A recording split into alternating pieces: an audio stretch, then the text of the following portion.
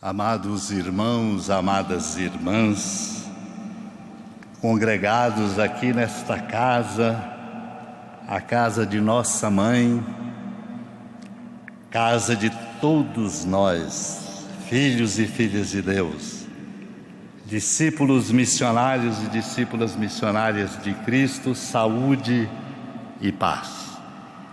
Votos que transformo agora em preces para chegar ao coração de todos os irmãos e irmãs aí na sua família, aí onde você se encontra, pela rede Aparecida de comunicação e pelas redes sociais, nos congregando num coração só.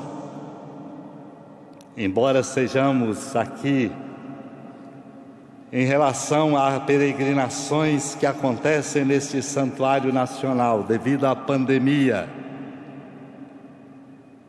embora sejamos aqui reduzido número, mas trazendo o coração de irmãos e irmãs de norte a sul, leste a oeste de todo o nosso Brasil, porque esta novena, a novena que nos prepara para a festa da padroeira do Brasil, é, na verdade, o reacender de luzes de esperança no coração de cada um de nós, de todo o Brasil, de toda a nossa igreja,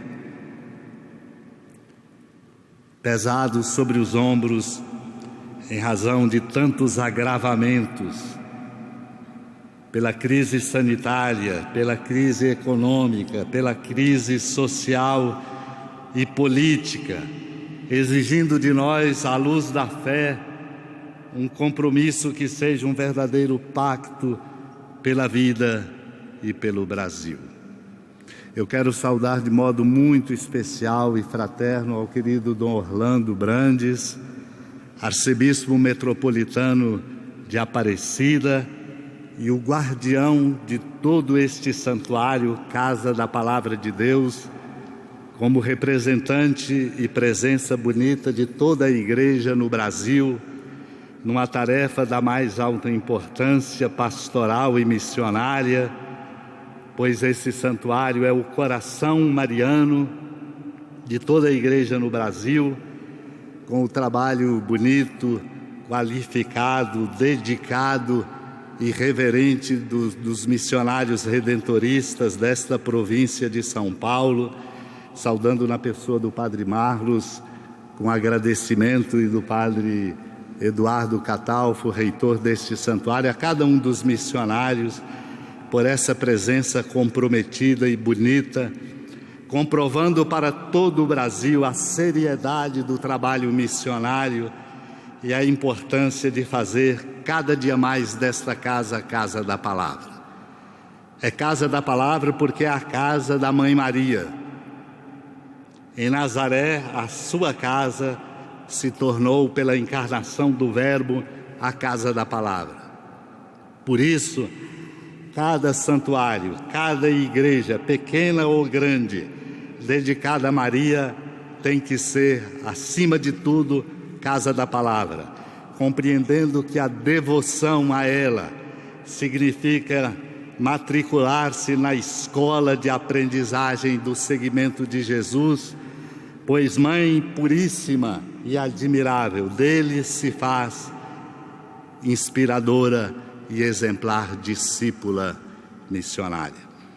Quero saudar aos sacerdotes desta Arquidiocese de Aparecida e outros de outros lugares aqui presentes, a vida consagrada aqui presente, irmãos e irmãs de longe e de perto que vieram, saudar a todos na alegria deste encontro e na força bonita deste caminho, em que a novena se torna para nós uma escola, uma celebração escola, sobretudo porque precisamos, à luz da fé, reacender em nós a esperança e nos tornarmos, como é tarefa nossa de cristãos, em cada canto onde estivermos, seja onde for, uma luz que brilha pela força do testemunho, pelo testemunho de fraternidade e de solidariedade. na oportunidade em que aqui nos encontramos neste primeiro dia da novena, olhando a amada Mãe Maria, Mãe Aparecida, e voltando o nosso olhar para a família de cada um de nós, desafiados a nos revestirmos da Palavra de Deus, quero trazer o coração de toda a igreja no Brasil, com cada irmão bispo em tantos lugares, em frentes missionárias, com tantos ministros evangelizadores consagrados e consagradas com o povo de Deus, sendo presença comprometida e amorosa, reconstruindo vidas, espalhando a consciência de que é tempo de cuidar e fazendo com que a solidariedade em rede atinja sobretudo aos pobres, os que precisam mais, e assim possamos, pela força do nosso testemunho, desconcertar os indiferentes, conclamar aqueles que têm poder de decisão e, sobretudo, com a luz da Palavra de Deus, da qual temos que nos revestir, criar uma nova mentalidade, uma nova compreensão, para que nós possamos configurar um novo tecido social, cultural e político na sociedade brasileira, com as tarefas próprias de governantes, de construtores da sociedade pluralista, mas com a nossa contribuição de cidadãos e cidadãs marcados com o selo que nos honra e que é a maior qualificação nossa, o selo de sermos filhos e filhas de Deus, discípulos e discípulas dele, Cristo Jesus.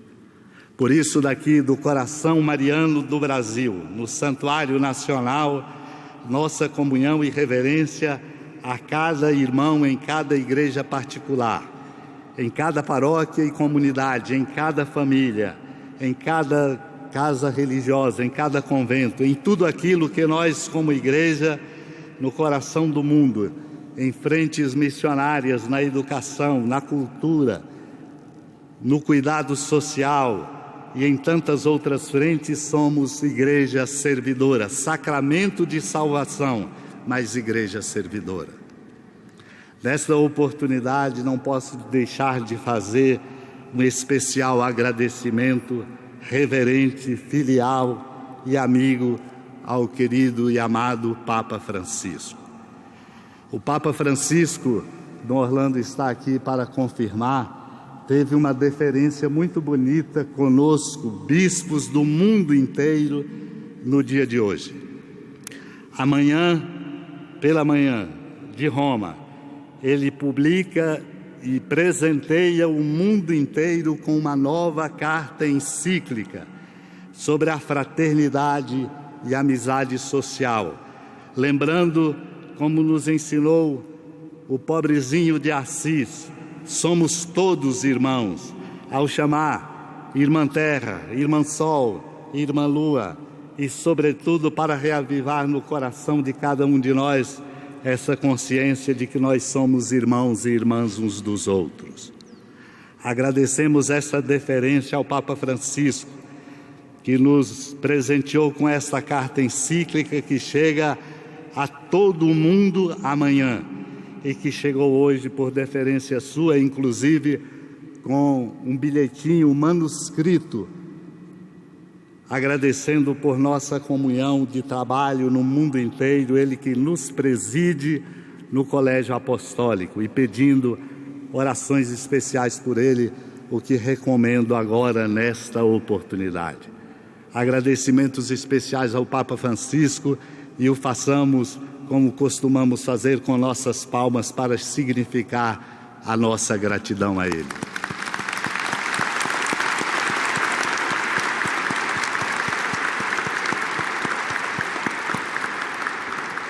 Amados e amadas de Deus, há pouco disse, esta novena é singular. Singular porque a crise sanitária nos limita em números presentes aqui no Santuário Nacional. Essa novena é singular porque as consequências desastrosas da Covid-19 pesam sobre os ombros de todos nós. especialmente dos pobres e dos sofredores. Fomos e estamos sendo empurrados a um novo estilo de vida, a tratar a casa comum, lembrando aqui as vésperas do dia do Pai São Francisco, o pai da ecologia.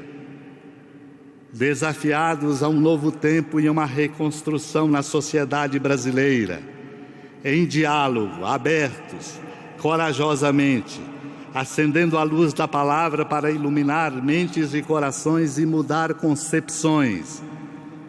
Esta novena, portanto, é de grande importância.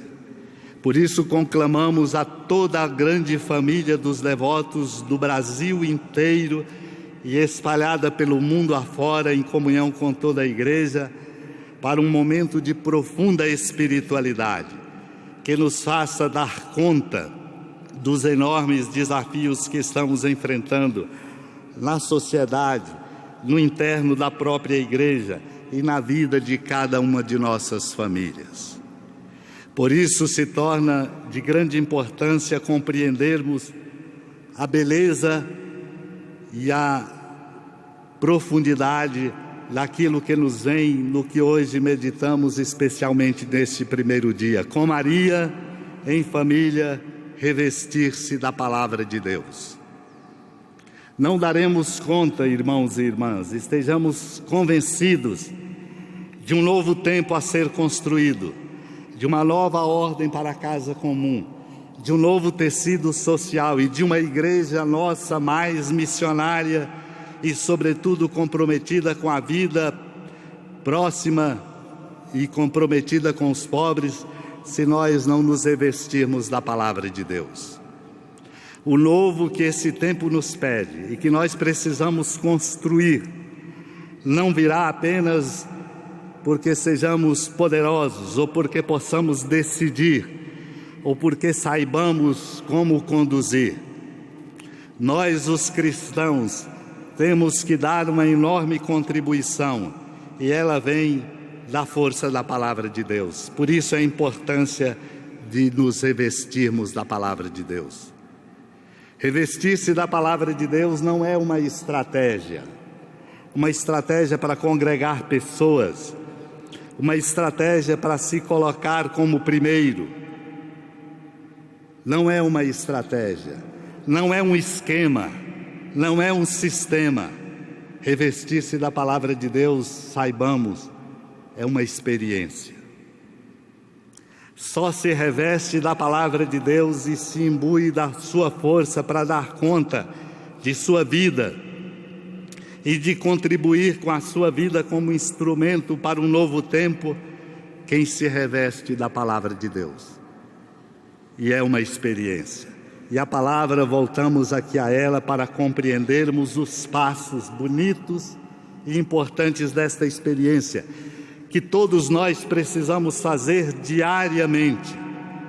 Do contrário, não daremos conta de cumprir com alegria, com ardor missionário, com força, com coragem, e nos desanimaremos diante de tantos obstáculos e de tantas dificuldades.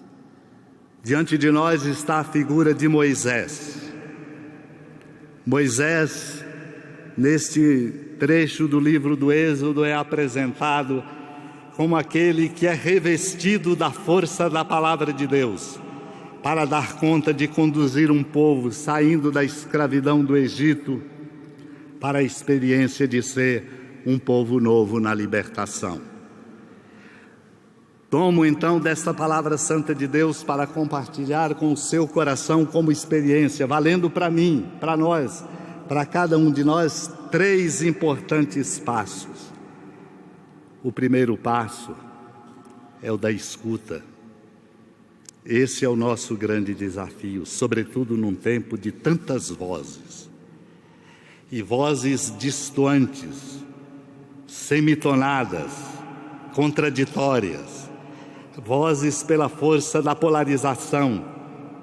Vozes vindas do subjetivismo exacerbado que existe no coração da pessoa humana. É preciso escutar. Este foi o primeiro grande desafio de Moisés, escutar. Moisés, Moisés, o Senhor disse. Ele diz o meu nome, o seu, o de cada um de nós todo dia, renovando esta escuta sem a qual não sabemos como conseguir prosseguir e não teremos a sabedoria para dizer o que é preciso. Escuta, por isso precisamos de silêncio. Precisamos de encontrar momentos, sobretudo na família de cada um de nós, de silenciar. Às vezes se tem dificuldade de fazer 1 minuto de silêncio.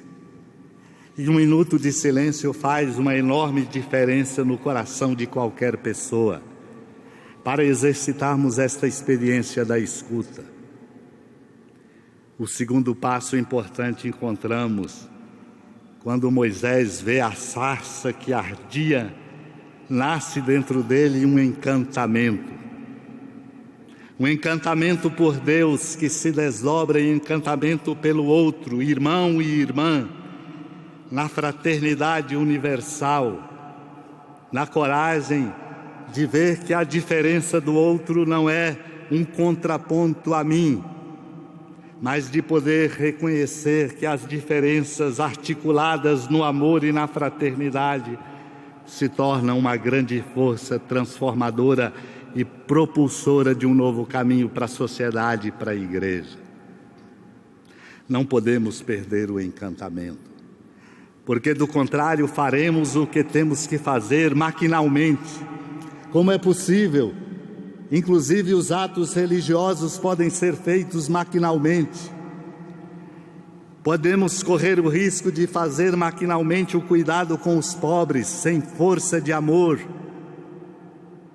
Temos grandes riscos de perder o encantamento, sobretudo num tempo de tanto desgaste, de tanta dor, de tanto sofrimento e de tantos embates. Escutar todo dia e todo dia encontrar razões para esse encantamento a partir da casa comum, da presença de cada irmão, na sua condição, na sua raça, na sua língua, na sua cor, na sua condição cultural e até no seu posicionamento político diferente. É reavivar no coração uma força sem a qual, extinto o encantamento, não teremos e não daremos conta do nosso caminho. A escuta e o encantamento mostram-nos esta pequena passagem da vida de Moisés, abre dele com seu Deus um diálogo na perplexidade, porque afinal de contas a tarefa que lhe é dada lhe sobrepõe a sua condição e a sua força humana, e ele não tem coragem, nem força e nem convicção interna de que ele dê conta de ir falar com o faraó em nome de Deus. E esse diálogo de perplexidade encontra uma palavra que nós precisamos ouvi-la, a exemplo de Maria, como Moisés o fez: eu estou contigo.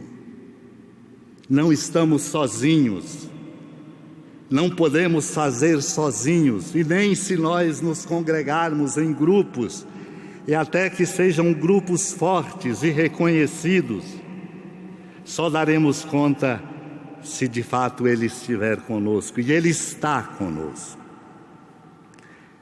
Só assim se reveste todo homem e toda mulher, todo chamado de Deus da sua palavra. Ilustramos, irmãos e irmãs, esta experiência importante e bonita com Maria. O diálogo que nós bem conhecemos do capítulo 1, narrado pelo evangelista Lucas, se dá da mesma forma. Ela escuta: ave cheia de graça, o Senhor é contigo. Uma escuta que toca o seu coração de mulher simples na sua casa de Nazaré. E por causa dessa escuta e do encantamento que brota no seu coração, a sua casa se tornou, no seu corpo, casa da palavra, e na casa da sua família, a presença amorosa e encarnada do Filho para a casa da palavra. Ela também dialogou a partir da perplexidade. Mas como isso vai acontecer? Moisés apresentou a Deus a sua perplexidade, como nós temos as nossas, em razão dos nossos limites humanos. Maria também. E ao compreender a beleza do mistério do amor de Deus, nasce do coração de Maria a palavra que mostra quando é que nós nos revestimos desta palavra. Faça-se em mim segundo a tua palavra. Conceda-nos, Deus, a graça deste caminho, desta experiência, para que nós possamos ser uma igreja missionária, para que a casa de cada um de nós seja a casa da palavra. E ao proclamar a palavra de Deus, escutada como experiência, nossos corações se desabrochem no tempo novo de nossa vida e nós possamos, com nossas mãos, com nossa palavra e, sobretudo, com a força do nosso testemunho, estarmos no coração do mundo, numa grande labuta, ajudando o mundo a ser melhor, a implantar a fraternidade e a criar entre as pessoas, nações, povos, governos diferentes, grupos políticos, uma grande amizade social, como nos vai pedir o Papa Francisco na sua nova carta encíclica. Uma carta encíclica que retoma a figura de São Francisco de Assis, o pai da fraternidade, para que nós compreendamos que, como Moisés e no coração de Maria, no coração dele, Francisco, houve uma escuta, houve um encantamento, houve um diálogo a partir da própria perplexidade e houve uma resposta. E aí compreendermos na beleza daquilo que é ensinamento da nossa igreja, que a profecia da igreja não se faz a cavalo, permitam-me assim dizer, de partidos políticos, de grupos ideológicos, de polarizações, mas nós o fazemos uma profecia a partir da fraternidade e da amizade nascida do amor a Deus e ao próximo, que conclui e é toda a nossa lei. Deus nos ajude, portanto, revestidos da palavra, a ser uma igreja profética à luz desta palavra, para construirmos um novo tempo, na esperança bonita que hoje aqui viemos aos pés da Mãe Aparecida, reacender no coração de cada um de nós, de cada família nossa e de toda a nossa igreja no Brasil e no mundo inteiro. Amém.